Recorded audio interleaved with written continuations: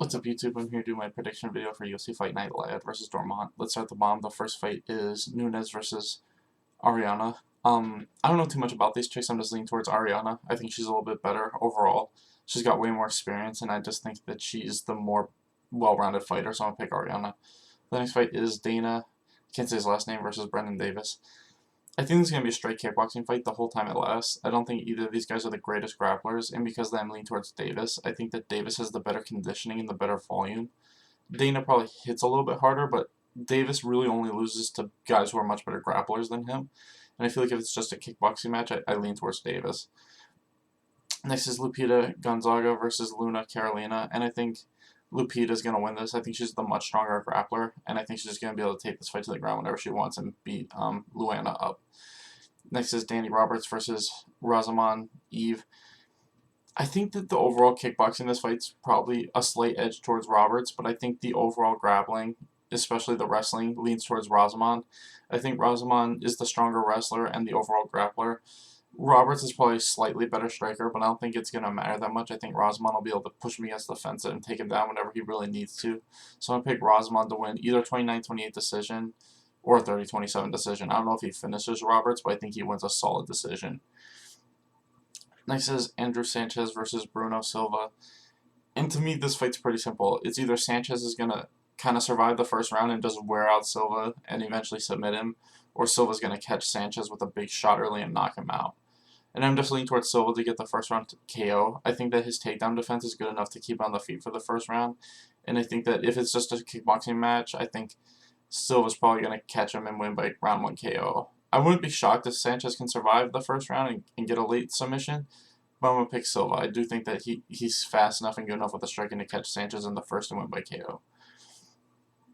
Next is Nate Landwehr versus Ludovic Klein. And to me, these guys are both primarily strikers. I think Ludovic definitely has the advantage on the ground if it goes there. I don't know if it will, but I think if this is just a straight kickboxing match, I'm leaning towards Klein. I think he just is the faster striker. They're both good strikers, but I just think he has a clear speed advantage. And I think he's just going to be landing more shots because of that speed advantage, and eventually he'll catch Nate.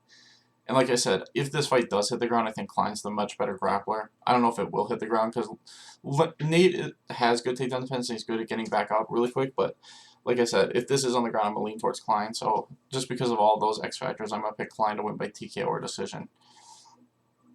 Next is Marnon, I can't say her last name, versus Mayra Bueno Silva.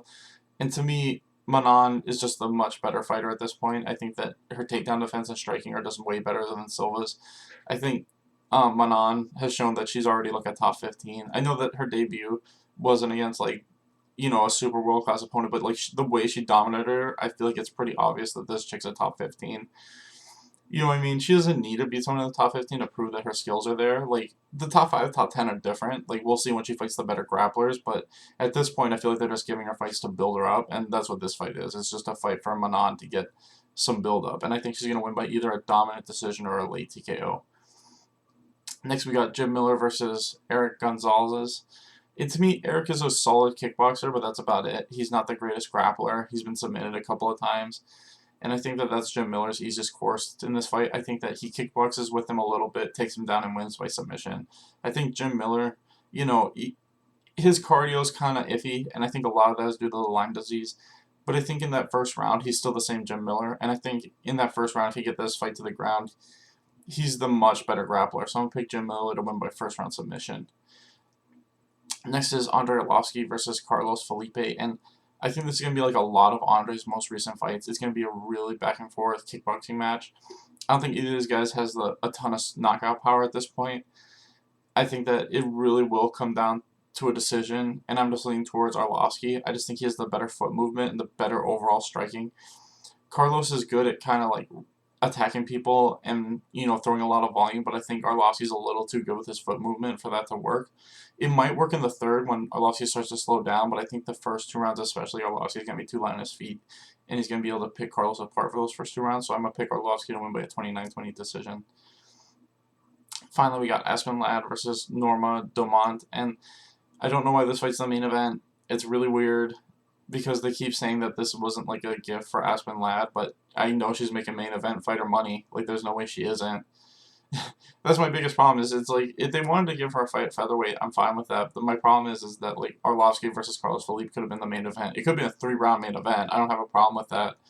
And then they pay Arlovsky main event money. That's where it comes down to, because I know the main event fighters are making more money.